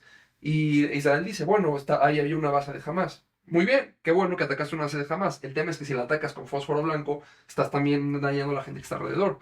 Ya lo estás diferenciando. Con una persona que muera, ya cometiste el crimen de guerra. Ni siquiera tiene que morir, con que le afecte su salud, lo lastimes, lo dañes, ya lo cometiste. Entonces, es muy difícil decir que no se han cometido crímenes de guerra. Soldados en particular, o sea, no el Estado de Israel, un soldado en particular, a lo mejor enojado, frustrado por la situación, pudo haber disparado a un civil intencionalmente. O sea, no sabemos, no podemos estar en la cabeza de todos. He visto videos de soldados de Hayalim que entran a casas y destruyen las cosas, no sé si es por coraje o eso, a lo mejor no es crimen de guerra, pero no Pero igual puedes, sería un tipo de exacto, conducta que deberíamos estar buscando. no puedes calcular las acciones individuales y personales de cada uno. Y yo creo que cada uno, individualmente, que se le demuestre que cometió un crimen de guerra, debe de ser procesado y culpado en Israel, porque nosotros es lo que nos hace diferentes. Porque nosotros no entramos a Gaza a asesinar y a masacrar y a quemar y a violar, como sí pasó del otro lado. Y tenemos que, accountability. Si tú entraste a Israel y porque estabas frustrado asesinaste a un civil que sabías que era civil, Hay que hay que tratarlo. juzgarlo y hay Hay que que tratarlo. buscarlo. ¿Cómo sientes que México ha abordado este conflicto? México tiene la famosa doctrina Estrada, ¿no? Que es la de no intervenir, etcétera, etcétera. El tema de la doctrina Estrada es que funciona cuando quieres y cuando De no. vez en cuando. De vez en cuando.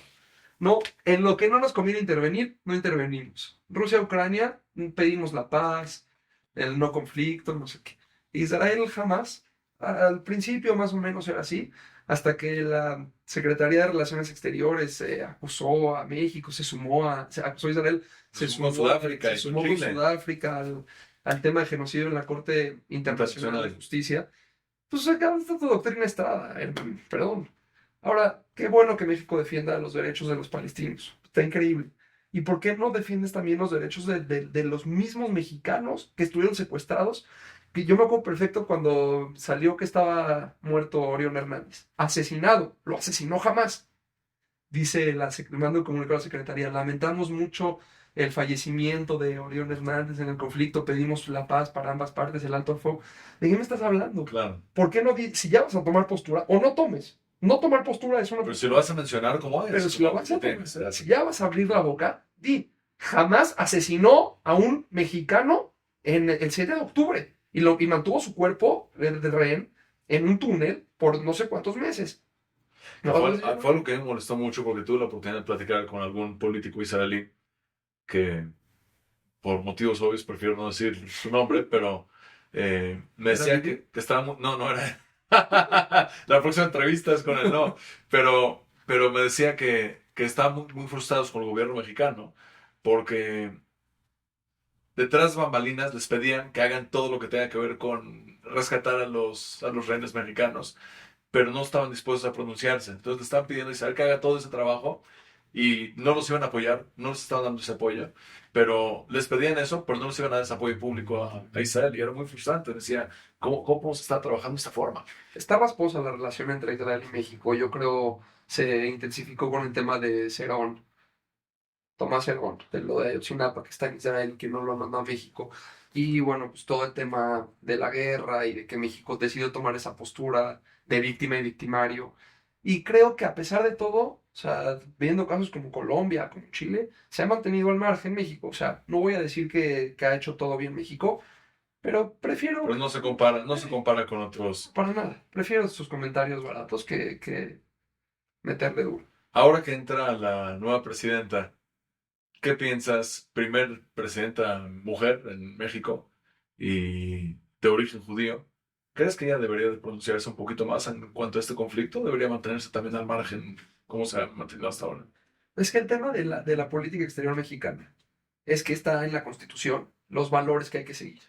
Es un tema que trasciende gobiernos. O sea, no puede un gobierno ser o adoptar la doctrina Estrada y el que sigue no. Es un tema constitucional. Tienes que respetar la doctrina Estrada porque así se lo pide la Constitución a todo el gobierno que entre. Y creo que Claudia, sin importar su origen o su background, debería de respetarlo. Es que si lo van No a, lo o hacemos. sea, si lo va a hacer, que lo haga, que no diga nada. Yo creo personalmente que es deber de cualquier persona judía pedir lo mínimo que regresen a los rehenes. O sea, ya si vas a pedir cese al fuego y todas esas cosas y no entiendes de qué se trata el cese al fuego, está bien, pídelo, no me molesta.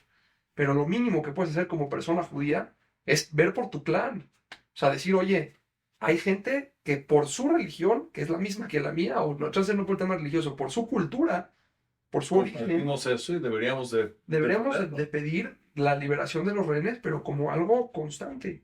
Y creo que es una irresponsabilidad de los gobiernos del mundo poner al mismo nivel, liberar a los rehenes, que los rehenes no deberían estar ahí en primer lugar, con terminar la guerra. Todos queremos que se termine la guerra, pero lo que el mundo no se da cuenta es que si terminamos la guerra hoy, así cada quien vaya a su esquina, no hay una construcción de paz, jamás regresa, y hay 7 de octubre de 2026 o 2028. Y entonces volvemos al paso uno.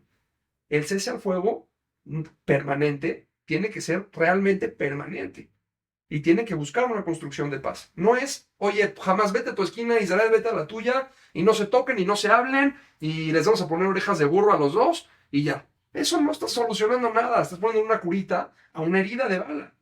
Y eso hace que se vaya intensificando con el tiempo y eventualmente ¿Cómo otra pasa? vez, otra vez. ¿Cómo Es pasa? correcto. El 2007, poquito, 2014, un poquito más, 2017, 21, 2024. Volvamos a lo mismo, sigamos pateando el balón, irresponsabilidad de la derecha, yo creo. Sigamos pateando el balón, creámonos esa historia, porque nosotros también nos creamos historias, de que Israel es impenetrable, invencible y de que nada nos va a pasar. Hasta que no. No, yo creo que eso ya quedó muy claro. Creo que quedó muy claro que no, Israel no es penetrable y que Israel sí tiene muchas carencias en cuanto a poder protegerse y cómo se ha manejado todo lo que pasó en el 7 de octubre. Pero lo que sí creo es que parte del motivo que la derecha, como ya lo hemos platicado, ha estado más fuerte es porque no confía que tiene un partner, que tiene un tipo de socio con el cual lidiar para la construcción de paz. Los mejores gobiernos en la historia de Israel han sido gobiernos encontrados, de derecha y de izquierda en conjunto, yo creo. Y cuando ha habido peores crisis en Israel, es cuando se ha juntado la derecha y la izquierda. Ahorita pasó, después del 7 de octubre, se hizo Gobierno de coalición. un gobierno de coalición, un gabinete de guerra mezclado, donde se excluyó a Itamar Ben-Gvir y a esa gente, y se trajo a Benny Gantz y a Yair, bueno, Yair Lapid no entró, pero a gente más moderada. Pues creo que eso es lo correcto, es el camino correcto. Las posturas moderadas, los centros, siempre van a ser mejores que los extremos. Ujú. Si la derecha dice y se esconde detrás del argumento de que necesitan mucha seguridad para, para poder estar bien, no están tomando en cuenta que a lo mejor la seguridad, mientras más alto construyas el muro, más espacio tiene el otro para prepararse para destruírtelo. El tema aquí no es quién tiene el muro más alto, quién tiene el ejército más fuerte, quién tiene más bombas. Claramente Israel supera jamás por mucho a Hezbollah, ahí sí ya más o menos no tanto, y sí está un poco más parejo, pero jamás por mucho, pero jamás logró el 7 de octubre a raíz de burlarse de este sistema de seguridad israelí que falló el 7 de octubre. No, la solución no es nada más seguridad, la solución es encontrarnos, creernos que podemos ser compañeros. Si yo desde que nací me veo a los demás y digo, estos no pueden ser mis compañeros, y de ellos hacia mí lo mismo, nunca vamos a poder ser compañeros. Hace falta la gente en medio de los dos. Hace falta la gente moderada en Gaza, que hay muy poca, ojalá haya más después de esto, la gente moderada en Israel, que hay un poco más, pero que no está representada por este gobierno. En Israel no hay derecha e izquierda. En Israel hay ultraderecha, ultraizquierda y un enorme centro que no tiene una identidad como grupo. Entonces este enorme centro es atraído por por esos pequeños extremos. Entonces los que son de centro derecha, yo a lo mejor soy centro derecha. Y me habla Bibi y me dice seguridad y no sé qué y no sé qué, y el otro me dice paz y tranquilidad y armonía, me da un cortocircuito. Quiero los dos. Claro. Quiero que haya seguridad, quiero que haya paz. Pero este grupo no tiene identidad propia. Lo platicabas antes en cuanto al optimismo de un futuro de paz, que decías que es muy posible que no nos toque verlo a nosotros. Vi una entrevista con una de las secuestradas Ujú, que salió y decía, se me está yendo su nombre, pero decía que ella llevaba luchando por la paz décadas. ujú. Y le preguntaron, ¿y ahora qué piensas? Dice, no hay paz. Dice, no hay forma de poder no hay. Después de vivir, y parte de lo que ella mencionaba es que cuando se dio cuenta de lo involucrado que está la población civil de Gaza en todo el proceso que ella vivió, decía, no hay con quién trabajar. Y no, justamente es parte de mi escepticismo un poquito y de mi dificultad en poder tener solamente dos categorías de gente, los culpables y los no. Yo agrego esa tercera, que creo que es la mayoría de la población, que es los terroristas, los inocentes y los que apoyan. Y es lo que ella decía, hay tanta gente que está apoyando que parece ser civil, que no es la gente que tú estás catalogando como terroristas, o mínimo a lo mejor es un tema de definiciones, pero entonces el optimismo que tenemos para futuro es bajísimo, bajísimo. Ojalá yo tuviera la respuesta para el conflicto.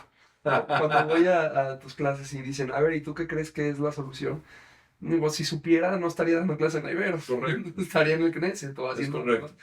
Pero creo que, o quiero creer, a lo mejor soy muy ingenuo, que es un tema generacional.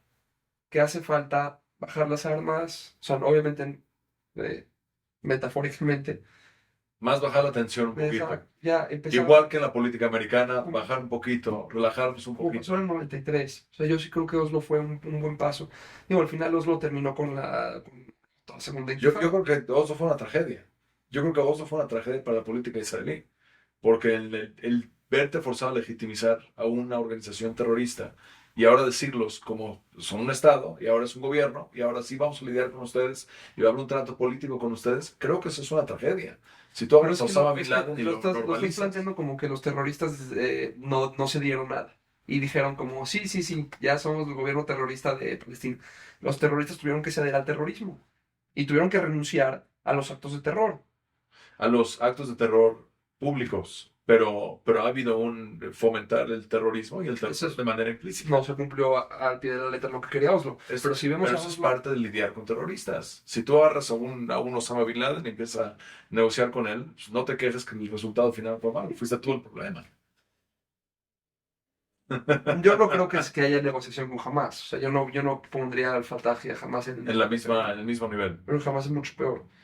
Eh, yo, yo, a mí me interesa saber qué piensas, porque vivimos, creo que es triste decirlo, pero vivimos en momentos muy turbulentos, porque tanto en la fragmentación política en general y social, nos hemos visto con una inhabilidad de poder sentarnos a dialogar, a conversar de una forma relajada, y esto aplica en cualquier tema, ¿eh? Si tú hablas de LGBT, automáticamente se fragmenta el espacio.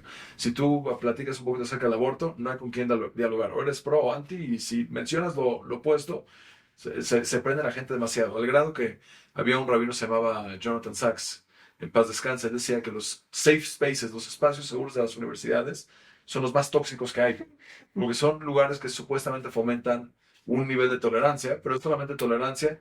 Había una playera que decía, una vez decía, soy muy fácil, yo soy una persona muy fácil de llevarla si estás de acuerdo con lo que yo opino. Y entonces así estamos nosotros hoy en día, no tenemos la habilidad de poder dialogar, conversar sobre el tema que sea. Es un tema complicado. Creo que la polarización que hay en el mundo, la desinformación que hay en el mundo que empuja más a esta polarización, es crítica. O sea, creo realmente que nos tocó vivir en la peor época de polarización mundial. O sea, vi una vez que una persona que nació en la época medieval, a lo largo de toda su vida, le llegaba menos información que con un solo periódico de New York Times. A lo largo de toda su vida. Con un solo tomo. Un periódico Ya tú ya aprendiste más del mundo, de lo que está pasando, que en toda la vida de de una persona en la época en la medieval. época medieval, un campesino feudal.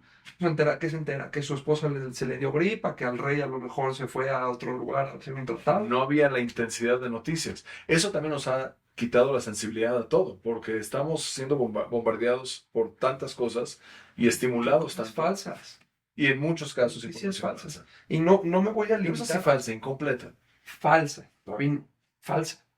Decir que Israel ató y quemó a personas en el hospital Shifa es falso. Es correcto. Decir que Israel atacó al otro hospital cuando fueron los del mismo Palestinian Islamic Jihad, eso es falso. Hay también información a medias y hay información descontextualizada. O sea, hay diferentes tipos de desinformación, pero hay una cantidad de información falsa y no me quiero limitar nada más a la información falsa que es en contra de nosotros. También hay información falsa que es en contra de los palestinos Y creo que los mismos palestinos y los mismos judíos, o al menos los israelíes, estamos en una espiral que no tiene fin porque nos están constantemente alimentando con noticias falsas o con noticias inflamatorias. Una vez me encontré con una persona, una amiga en la carrera, y me dijo, oye, pues es que es muy feo porque yo vi en mi TikTok, yo vi en el Instagram, que en las escuelas judías les dan como pistolas y les enseñan y les dicen, a ver, entrenen de cómo matar palestinos y no sé qué.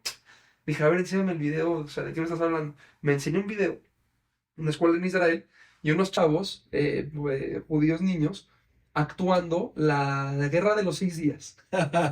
Y le digo, no, pero a ver, es que tienes que entender, es como si aquí te quejas de cuando del Pípila, de cuando aquí en el patio de la escuela dicen que la guerra de independencia. Entonces fue una guerra y, pues, ya, y no era contra los palestinos ni siquiera, no había palestinos involucrados, era contra Egipto y Siria y Jordania y Líbano. Y dice, no, no sé qué. Y luego yo le dije, pero ¿qué crees? A mí también me llega, yo también veo videos de niños palestinos que Con sus armas. con sus armas y no sé qué. Dice, no, pero entonces, contexto, no sé qué. Bueno, quién sabe, o sea, no sé. Los dos estamos recibiendo. No sé, ese yo tipo ya de- cuando recibo videos de niños palestinos con armas en las Ya escuelas, no sabes si ya es. no sé de qué se trata. Ya no le hago caso. Jacob, hemos platicado de muchísimos temas, y antisionismo, y que sionismo, y que toda la política mundial, y Estados Unidos, Trump, Biden. Me gustaría escuchar algo de optimismo porque está, está un poco caótico todo, está un poco triste la situación en la que nos encontramos. Y te digo, o sea, esto de los... A mí me preocupa mucho que hemos perdido la habilidad de poder dialogar de una forma sana, eh, donde no hay este espacio para opiniones diferentes, donde no estamos dispuestos a sentirnos, a platicar y estar dispuestos a sentirnos incómodos con la opinión de la otra persona y al mismo tiempo darle ese respeto y dignidad y trato Mm. correcto de la persona. ¿Cómo vamos nosotros como sociedad? ¿Cuál es el futuro de nosotros? Dame algo positivo de nuestro desarrollo porque esto suena un poquito triste. Pues no quiero ser poco optimista, pero sí vivimos en una época de echo chambers, ¿no? De yo solo, como decías lo de la playera, yo solo me llevo con gente que piensa como yo y es muy difícil tratar de hablar con una persona del otro lado. En el programa que mencionabas, una vez fui a grabar y le dije a la presentadora, oye, ¿por qué no traes a gente que tenga la otra postura un poco más, o sea, más bien, o a lo mejor alguien que venga de ahí, o porque normalmente la gente no está tan bien educada con el tema? Y me dijo, es que hemos tratado de buscar a gente palestina que vive en México, que venga, pero nos dicen que si va a haber un sionista, ellos no se quieren presentar, Ah, wow. así, en la cara. Digo, bueno, a mí me encantaría poder hablar con ellos. Yo creo que tenemos un objetivo en común, ¿no? Yo quisiera pensar. Deberíamos de tener. Deberíamos de tener, porque compartimos una tierra, entonces deberíamos de tener un mismo objetivo. Entonces, mira, hay que ser optimistas. Creo que la guerra está entrando a los últimos meses, la guerra en Gaza. Al mismo tiempo, creo que se puede llegar a intensificar la guerra en el norte. Creo que Hezbollah y Hamas le lograron meter el pie a Israel como ningún otro estado pudo antes del 7 de octubre. Y espero que se solucione pronto porque realmente el pueblo palestino no merece al gobierno que tiene y el pueblo judío, en especial el pueblo en Israel, la gente que vive en Israel, merece paz, merece tranquilidad y merece esa promesa de lo que significa Israel. Sigamos luchando por eso, cada quien desde su trinchera, y luchemos contra la desinformación. O sea, no hay manera, si una persona te está mintiendo y esa persona se cree la mentira, pues ya no hables con esa persona. Pero si te puedes encontrar con una persona en el punto medio, hay una famosa regla, la del 20-80, no sé si la han escuchado, que en todas las posturas hay 10% que está muy extremo de un lado, 10% que está muy extremo del otro. Con estos dos no hay manera de meterte. Tu tirada es en el 80% que está viendo de qué lado está, que no entiende bien, que está desinformada. Esa es tu tirada. No trates de convencer al más radical porque no lo vas a lograr. Tampoco se trata de convencer. No, siéntate con gente y platica tu verdad. Esto es una postura muy optimista, suponiendo que el 80% de la gente está en ese centro para poder dialogar, conversar con ellos. Pero creo que hoy en día tenemos un problema muy serio que es todo lo que le llaman virtue signaling, ¿no? Que estar buscando de demostrar que tú sí eres una buena persona y que estoy cumpliendo con los requisitos que la gente me pide, o que la sociedad o que mi grupo me está pidiendo a mí representar. Lo vemos mucho con las marcas en el mes de junio. Ujú. Impresionante la cantidad de marcas que cambiaron sus logos para poderle cumplir a LGBT. Pero un ejemplo buenísimo era que BMW lo hace en México, pero no lo hace en el Medio Oriente. Y parte del motivo que no lo hacen ahí es porque ahí pones la bandera LGBT y te manda a volar. Entonces, eso te habla de una hipocresía muy elevada, de nada más decir, yo opino esto solamente para más o menos quedar bien con las demás personas, pero no crees eso. Y creo que eso es relevante porque dentro de ese 80% es muy posible que mucha gente, tienes un porcentaje importante que es ignorante, que en teoría estaría dispuesto a poder platicar, conversar un poquito, pero no con bien a costo de sentirse que están apoyando algo que no es popular. Y ahí me cuesta mucho, se me hace muy difícil, porque ¿cómo lidias con este problema? Donde hoy en día tienes que decir lo que es perfecto para no ofender a nadie, para no molestar a nadie, para no decir a lo que sea no aceptado socialmente. Es difícil esa conversación. Creo que sí, creo que pasa mucho, creo que también es un tema de madurez, ¿no? Yo, a lo mejor la gente va creciendo y va cambiando, pues a lo mejor Bad no lo logró, pero a lo mejor yo cuando era más joven también me subí al tren sin saber de qué se trataba. Cuando fue lo de George Floyd, yo subí mi cuadrito negro porque estoy en contra de que maten a gente inocente. Digo, aquí no hay mucho contexto, ¿no? Pero la gente que sube All Eyes on Rafa, sin saber que hay gente secuestrada, por ejemplo, sin saber que Rafa es el núcleo de donde se hace el tráfico de armas desde afuera hacia adentro, para jamás, para que puedan perpetrar el sufrimiento en Gaza y perpetuar el sufrimiento en Israel. O sea, hay que abrir un poco más nuestra mente. Una vez hablé con una persona rusa, de origen ruso. Justo estamos en Israel, previo al 7 de octubre. Y le dije, oye, pues tú qué opinas de esto Putin y estas maldades que hace en Ucrania y no sé qué. Ahora, nosotros ya desde el principio decimos, ya, Rusia está mal y Ucrania está bien, ¿no? Y lo creo, después de investigar y de saber de qué se trata. Sí, claro que Rusia invadió Ucrania sin razón. Pero lo que me dijo este ruso en ese momento es, tú sabes si está bien o está mal. Esa fue la pregunta. Y yo, pues no es así, porque no puedes invadir otro estado. Si tú sabes qué pasó tal fecha y aquí, y tú sabes qué dijo este funcionario, y tú sabes la OTAN, y tú sabes no sé qué. Dije, no, no sabía, pero me estás diciendo, no sé qué. Dice, entonces mira, no está mal que apoyes a Ucrania, no está mal que apoyes a Rusia, pero mejor no apoyes a nadie. O infórmate bien antes No, de... no, no te metas, así. Inclusive si uno tiene la información. No, si la tienes, Si la dice, pues ahí se apoya. pues si no sabes, no te ¿Para tienes qué involucrarte? te Si no metes. te tendrías que estar involucrando en todos los conflictos que hay por todos lados del mundo. Exactamente. A mí me gustaría terminar, darle cierre con una... Es una historia de Putin que no me gustaría cerrar con él, la verdad, pero se me hace muy vaciado. Él, digan lo que digan, no lo apoyo en lo absoluto al señor, pero creo que es un señor muy inteligente. Tristemente a veces gente que hace cosas, cosas muy malas, a veces es gente inteligente.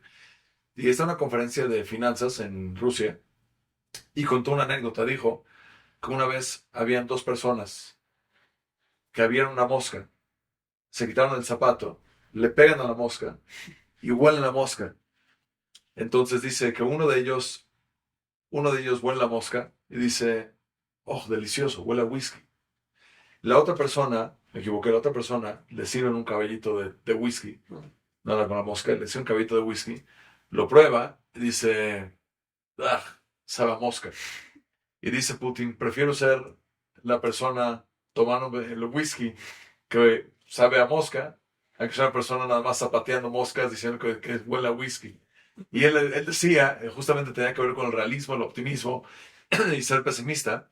Y creo que a veces preferimos, por mantenernos en alguna postura, a lo mejor algo que aporta mucho menos a nosotros, y dices, no es una experiencia positiva, pero bueno, mínimo es el whisky que estoy tomando, pero sabe asqueroso. Pero bueno, prefiero involucrarme en ese tipo de actividad que es algo muy negativo. A lo mejor hacer algo que no parece ser algo tan grande, pero a lo mejor genera una sensación o algo mucho más positivo, un poquito más de optimismo. Y creo que sí, cuando nos buscamos esos momentos donde hay algo de luz, algo positivo, como tú decías, hacer nuestra parte para poder, yo no sé qué pasa a nivel mundial, pero lo que sí sé es que puedo poner mi granito de arena y si yo cumplo con eso, entonces, ¿qué pase? No sé, pero mínimo por mí no va a pasar algo peor y por mí a lo mejor algo más positivo puede ser que se lleve a cabo. Yo estoy de acuerdo, Rebe. Sí estamos en un tiempo complicado y creo que sí es importante ser upstanders, ¿no? El concepto de si vemos que hay una injusticia pasando, levantar la voz para que deje de suceder. Pero creo que si lo vamos a hacer, o sea, primero nos enseñan a ser bystanders, así puros. Tú levanta la voz siempre, no sé qué. Si ya lo vamos a hacer, ya vas a levantar la voz, hazlo con la cabeza. Porque palabras para afuera a lo mejor estás lastimando. La gente en la Ibero, por ejemplo, en otras universidades que están luchando por el pueblo palestino y que dicen que jamás es resistencia, a lo mejor realmente no saben qué es jamás. Y solo lo dicen porque ven imágenes de los palestinos sufriendo y dicen, pues jamás. Infórmense, luchen por el pueblo palestino, no está mal. Pero también dense cuenta quién es el verdadero perpetuador de lo que está pasando. Yo con eso me quedo. Hay que educarnos, hay que opinar cuando podamos opinar y cuando mi abuela decía que hablar es de plata, callarse es de oro. Cuando hay injusticia hay que levantar la voz con la cabeza, no con la boca. Jacob, maravilloso. Qué bonita frase para poder terminar. Saber cuándo callarse, saber cuándo abrir la boca. Jacob, muchísimas gracias por Gracias, Roque. aceptar aquí la invitación. Esta ha sido la primera entrevista, el primer diálogo que hemos tenido en este podcast y se me hace maravilloso en un podcast justamente titulado con el concepto de existen verdades absolutas. Creo que el primer paso para llegar a esas verdades, si es que las existen, que como saben, claramente creo que varias de ellas sí existen, pero el primer paso es poder sentarte, dialogar, conversar y tener la apertura de poder escuchar opiniones diferentes. A veces estamos de acuerdo, a veces no estamos de acuerdo, pero ese es el único camino para poder traer un poquito más de luz a este mundo y principalmente en las épocas que nos encontramos tan caóticas, tan difíciles. Esta es la forma y la trayectoria para poder lograrlo. Yo soy Jaime Isorek y esto fue Existen Verdades Absolutas.